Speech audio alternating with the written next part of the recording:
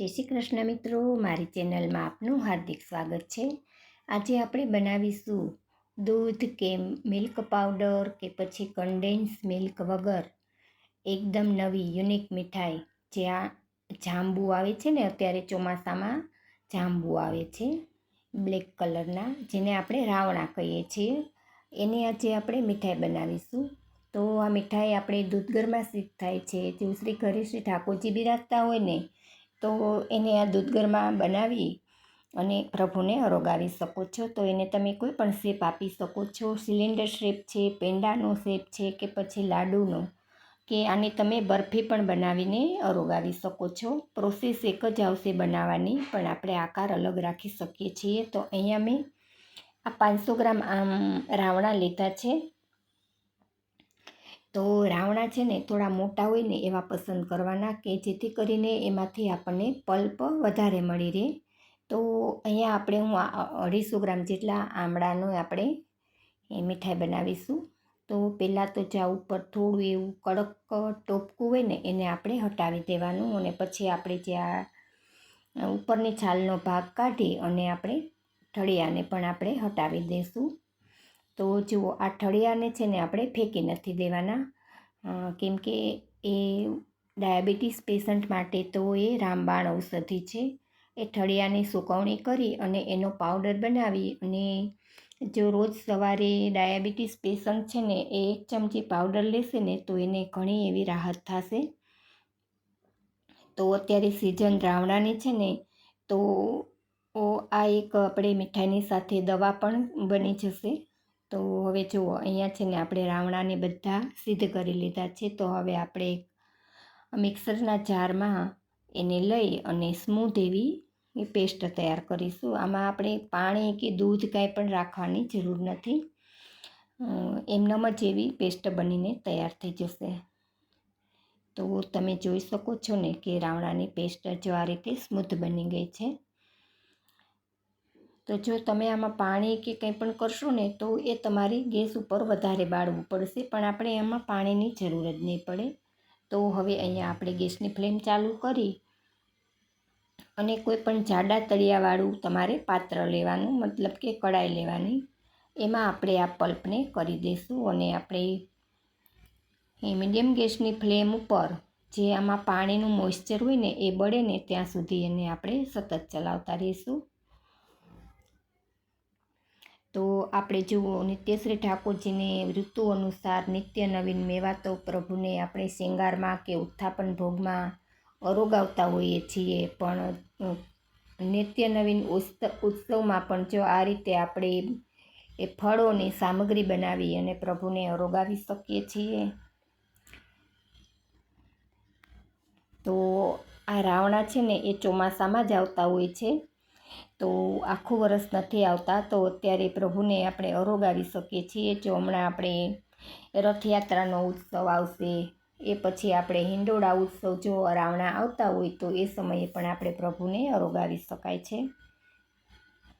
એ સ્નાન યાત્રા, અત્યારે તો ઠાકોરજીને નાવના મનોરથ હોય, ગંગા દશમીનો મનોરથ આવશે, કોઈ પણ તમે મનોરથમાં પ્રભુને અરોગાવી શકો છો। અને નિત્યમાં પણ જો આપણે આ ઋતુમાં પ્રમાણે ફ્રૂટ આવતા હોય ને, તો આ રીતે દૂધગરમાં પ્રભુને કોઈ પણ ફ્રૂટની સામગ્રી સિદ્ધ કરી અને અરોગાવી શકાય છે। તો જો અહીંયા મેં છે ને 500 ml દૂધનો મોડો માવો બનાવીને, મેં ઘરે બનાવેલો માવો છે, એ તૈયાર પહેલાં જ મારી પાસે હતો, એ રાખેલો હતો। તો એ માવો આપણે એમાં કરી દઈશું।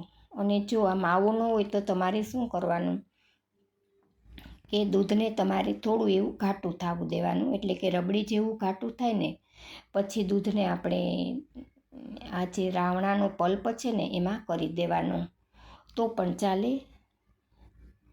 અને જો તમારે મિલ્ક પાવડરમાં કરવો હોય ને, તો મિલ્ક પાવડરને પહેલાં તમારે ઠંડા દૂધમાં ઘોળી દેવાનું।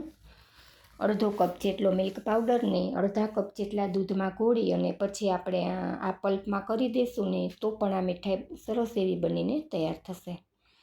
તો હવે આપણે જુઓ, અહીંયા આપણે સ્વાદ પ્રમાણે પહેલેથી જ મેં સાકરનો પાવડર કરી દીધેલો હતો। તમે ખાંડ પણ કરી શકો છો, પણ જો પ્રભુ માટે કરો છો ને તો સાકર જ વાપરવાનો આગ્રહ રાખજો। આપણે જાંબુ છે ને એ મીઠાશ પડતા મેં લીધા છે, એટલે આપણે માવાના ભાગની જ મેં અહીંયા સાકર કરેલી છે. તો હવે આપણે આને જુઓ કડાઈ છોડે ને મિશ્રણ ત્યાં સુધી આપણે એને પછી સ્લો ફ્લેમ કરી દેવાની, એકદમ સ્લો ફ્લેમ કરી અને પછી સતત ચલાવવાનું. જુઓ તમે જોઈ શકો છો ને કે મિશ્રણ છે ને એ કડાઈને બિલકુલ ચોટેલું નથી, આસાનીથી ઉકળી જાય છે. આ રીતનું આપણું મિશ્રણ થાય ને ત્યાં સુધી આપણે એને રહેવા દેવાનું અને પછી આપણે નીચે ઉતારી અને ઠરવા માટે રાખી દઈશું. તો મિશ્રણને આપણે ઠરવા માટે એક થાળીમાં કાઢી દઈશું, એટલે ઝડપથી ઠરી જાય. કેમ કે આપણે અત્યારે જો ચોમાસુની ઋતુ હવે શરૂ થશે અને ગરમીના દિવસો છે ને, તો અત્યારે આપણે આ થોડું એવું ઢીલું મિશ્રણ હશે ને તો એ વધારે સમય સારું નહીં રહે. જો તમારે 4થી 5 દિવસ માટે આ રાખવું હોય ને તો તમારે જો આ રીતનું તમારે ઘાટું થવા દેવાનું. તો આ સામગ્રી છે ને ફ્રીજમાં 8 દિવસ સુધી સારી રહેશે અને બહાર 4 દિવસ માટે સારી રહેશે. તો જુઓ તમે જોઈ શકો છો ને કે આ મિશ્રણ છે એ ઠરી ગયું છે. તો હવે આપણે એને મનગમતા શેપમાં એને સિદ્ધ કરીશું. તો અહીંયા મેં સિલિન્ડર શેપ આપ્યો છે. તો એને આપણે હવે જો આ સૂકા કોપરાનું ખમણ છે ને એમાં આપણે કોટ કરી દઈશું, એટલે સુંદર એવી સજાવટ થઈ જશે. તમારી પાસે જો આ કોપરાનું ખમણ ન હોય ને તો કાજુ બદામની ઝીણું એવું આપણે કતરણ કરી અથવા તો મિક્સરમાં એનો બારીક એવો પાવડર કરીને એમાં પણ કોટ કરી શકો છો. તો જો આ રીતે આપણે નાના નાના લાડુ પણ વાળી શકાય છે અને પેંડાનો શેપ આપવો હોય ને તો એ પણ થઈ શકે છે. અને જો તમારે આની બરફી બનાવવી હોય ને તો જો મેં પહેલાં કેવી રીતે પ્લેટમાં ઢાળેલું હતું એ રીતે આપણે પ્લેટમાં ઢાળી એ પણ નીચેથી ગ્રીસ કરવી જરૂરી છે. જો કે માવામાંથી ઘી છૂટું પડ્યું છે છતાં પણ આપણે જો બરફી કરવી હોય ને તો નીચે થોડું એવું ઘી લગાવવાનું, જેથી આસાનીથી બરફી છે ને એ બહાર નીકળી જશે. તો મિત્રો મારી રેસીપીઓ તમને જો ગમતી હોય અને હજી સુધી જો ચેનલને સબસ્ક્રાઈબ ન કરી હોય તો પ્લીઝ ચેનલને સબસ્ક્રાઈબ કરી લેજો. અને જો આ વિડીયો તમને પસંદ આવ્યો હોય ને તો વિડીયોને એક લાઇક આપી દેજો અને તમારા ગ્રુપમાં શેર કરજો. અને આવા જ બીજા નવા વિડીયોને જોવા માટે મારી ચેનલને સબસ્ક્રાઈબ કરજો અને બેલ આઇકન પ્રેસ કરજો અને ઓલ પર પણ ક્લિક કરી લેજો, જેથી કંઈ નવી રેસીપી મૂકું ને એ તમને સૌથી પહેલાં મળે. ફરી મળીશું એક આવી જ નવી રેસીપી સાથે. ત્યાં સુધી આપ સર્વને મારા જય Shri Krishna. Thanks for watching this video.